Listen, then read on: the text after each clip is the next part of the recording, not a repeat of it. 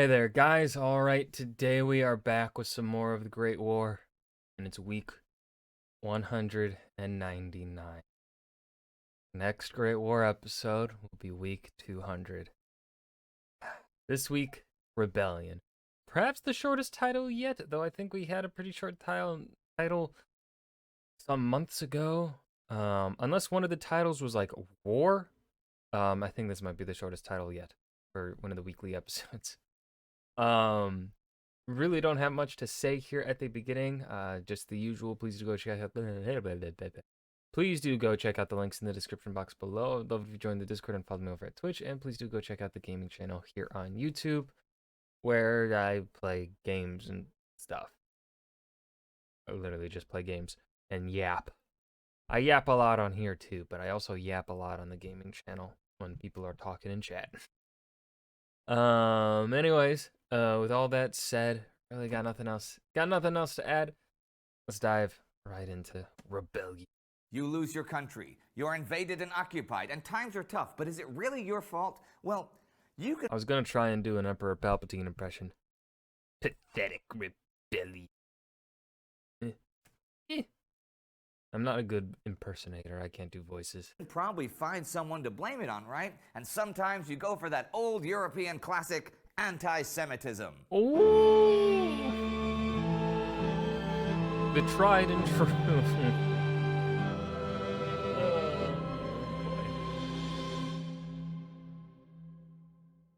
I'm Indy Nidell. Welcome to the Great War.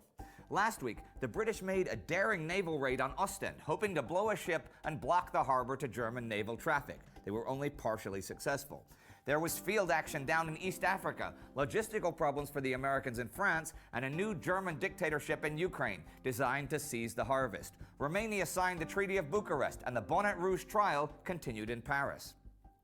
That trial of 7 men who worked for Bonnet Rouge, a socialist and anarchist paper, who were accused of aiding the enemy, came to an end this week.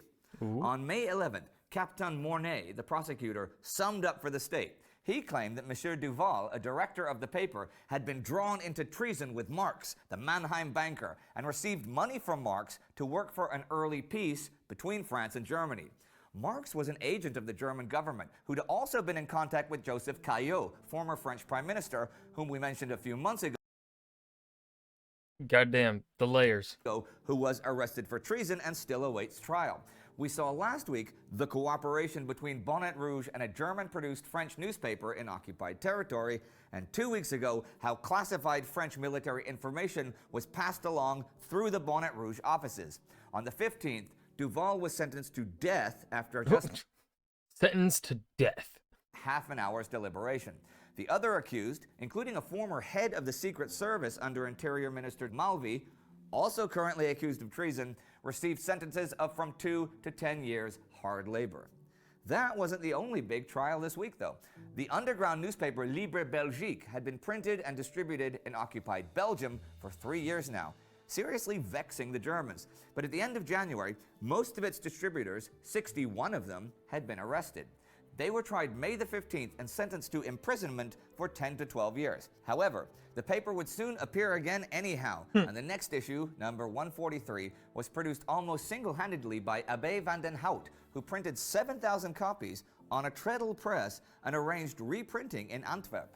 Scheming, treason, rebellion, and mutiny were now popping up all over the place. On the 17th, 100... Is Ireland a part of England? On April 12th, Captain D.D. Sheehan said in the English House of Commons, I know all the English oh wait, no, that's is that a Irishman? I'm not gonna try and do an Irish accent. I know all the English arguments, they only take account of England's position. It is quite natural they should only take account of England's position, but they are all founded upon the English delusion that Ireland is a part of England. If Ireland is not a part of England, why should Irish members attend the English Parliament, especially when they are outnumbered there 6-1? Vote for Sinn Féin and show the world that Ireland is not a part of England. Oh, this was an entire thing that was probably supposed to be read in an Irish accent. Well, too bad. Dwy hog Sinn Féin. 19 yet cannot do. 150 Sinn Féin leaders were arrested in Ireland for plotting with Germany. Next week, the British government will issue a statement exposing this. intercepted documents in possession of the British government show conclusively that negotiations between the Sinn Féin leaders and Germany had been virtually continuous for 3.5 years. At first, the Irish Americans, with the help of Count Bernstorff in Washington and the German legation in Norway, were intermediaries for most of the discussions. But since America's entrance into the war, communication with the enemy tended to be more direct. There were, moreover, numerous private wireless receiving stations in Ireland, which are mentioned by Bernstorff in one of his messages to Berlin. Intercepted messages and letters show that Germany had been sending the rebels money, £1,000 for the defense of Roger Casement, for example, and 3 separate uprisings had been planned. The Easter one of 1916, which we covered in a special episode, one in February 1917 that broke down, and one now in May 1918. For this last one, German munitions had been shipped by submarine to Cuxhaven at the beginning of the month. This rising was prevented, though, by the arrest of the leaders. There was a mutiny in the heart of Austria-Hungary this week. At Judenburg, a mainly Slovene infantry platoon captured the barracks, looted the food stores, and destroyed the telephone and telegraph lines. They were saying, "Let us go home, comrades. This is not only for us, but also for our friends on the fronts. The war must be ended now. Whoever is a Slovene, join us. We are going home. They should give us more to eat and end the war. Up with the Bolsheviks. Long live bread. Down with the war." Bread! Long live bread. I think we can all agree with that. Yeah. The mutiny was suppressed and 6 Slovenes executed. But mutinies were spreading. Both a Serbian unit and a Ruthenian one within the Austrian army would also soon mutiny. Civilians were asserting themselves as well, even in occupied territories. On the 11th came conflict at Kiev between German troops and supporters of the Rada, the parliament that had been dissolved. German General Max von Hoffmann would write that the occupation of Ukraine by the Central Powers was the strangest war he ever experienced.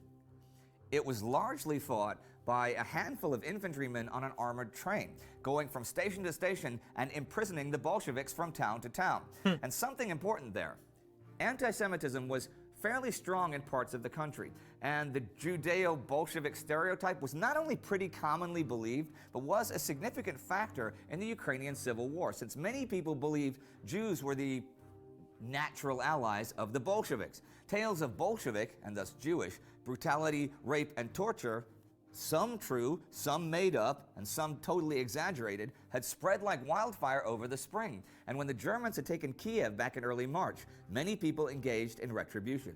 There were 172 cases of violence against Jews, including 22 murdered. In April, white Russian soldiers and local peasants executed some 400 Jews. This all, of course, had an impact on the occupying German and Austrian soldiers, who were there to put down the Bolsheviks. By now, they had orders to shoot just anyone who carried a weapon on the spot. And next month, after the Battle of Taganrog against Bolshevik troops, they shot all the prisoners. It wasn't just the regular troops, though. Anti-Semitism spread among the German command, and Jews were seen as a security risk because of their supposed Bolshevik and Menshevik leanings. This is part of the brutalization theory that tries to explain the violence in post-war Germany and the rise of anti-Semitism there. Many of the German troops now in Finland, the Baltics, and Ukraine would in fact radicalize and join the right-wing paramilitary Freikorps once back in Germany, would be part of the street violence there, fighting both the communists and the post-war republic, and would later support the rise of the Nazis. But that's in the future. In the present, they were fighting the Bolsheviks, and they were not the only ones. Far away, Colonel Gregory Semenov in eastern Siberia headed west from the Manchurian border to Lake Baikal to move against the Bolsheviks. Semenov is a Cossack officer who had earlier raised part of a Mongol regiment for service in Persia and Mesopotamia. Since then, they've tried to maintain some sort of order in Manchuria and will now fight the Bolsheviks. There was other action in the field this week, though, without Bolsheviks. Lots going on in eastern Anatolia, where the Armenians had retreated beyond the old 1877 border. But if they thought their troubles were over, they were in for a surprise. On May 11th, the peace conference with the Ottomans resumed, now at Batum instead of Trabzon, and Vehip Pasha, commander of the Ottoman army, declared that the old peace conditions were no longer acceptable, since the Armenians and Georgians had used armed resistance to respond to earlier proposals. The territory asked for then had now been conquered by military force, so Vehip had new demands. These included occupation of new territory, including Alexandropol, transfer of control of the Alexandropol-Yulfa Railway to the Ottomans to transfer troops to northern Persia, the free use by the Ottomans of all Transcaucasian railways as long as war with Great Britain continued. On the night of May 14th, the Ottomans presented the peace conference with an ultimatum to evacuate Alexandropol within 24 hours and to withdraw to a line 40 kilometers east of the city. Without waiting for a reply, Ottoman troops began their advance on the town. Oh my God. The Armenians hastily retreated towards Delijan, abandoning huge stores of supplies to the enemy. Once in Alexandropol, the Ottomans now controlled the junction where the railway line from Sarıkamış and Kars joins the main Tiflis-Yulfa line.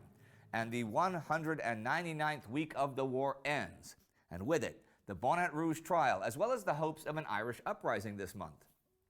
There was a mutiny in Austria, unrest and anti-Semitism in Ukraine, and action near the Caucasus. We're really seeing it everywhere now. Civilian opposition, army mutinies, working with the enemy to end the war, even if that means by losing it. I understand why those conspirators and mutineers were jailed or executed, but looking back from 100 years later, I can easily feel sympathy with many of them, for millions of people were dead and it's not over. And taking matters into your own hands to try to change that, even at the risk of your own life, just shows that there was still some humanity left. We'd like to thank Johannes Breit for helping us with the research about the German occupation of Ukraine and the situation there. If you want to learn more about Ireland in World War I and the mentioned Easter Uprising, you can click. And that was Rebellion, the Great War, week 199. This was a really good episode. I enjoyed this a lot more than 198. This one had, I mean, again, this was another week where it really wasn't anything that I feel like lends itself easier to further discussion. It was just, this is what's going on.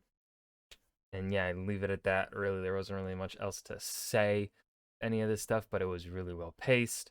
Yeah. Oh. It feels so weird being so close to the end. I'm going to keep saying that in every single video until the very end. It just feels so weird. Because again, like you commenters ages ago once said, you didn't think I would do it. But here I am, nearing the end, and I didn't think I would do it either. God damn it, I'm stubborn. So this was Rebellion, the Great War Week 199. I hope you guys enjoyed. Remember to hit that like button and subscribe for more. And I will see you guys in the next video. Peace.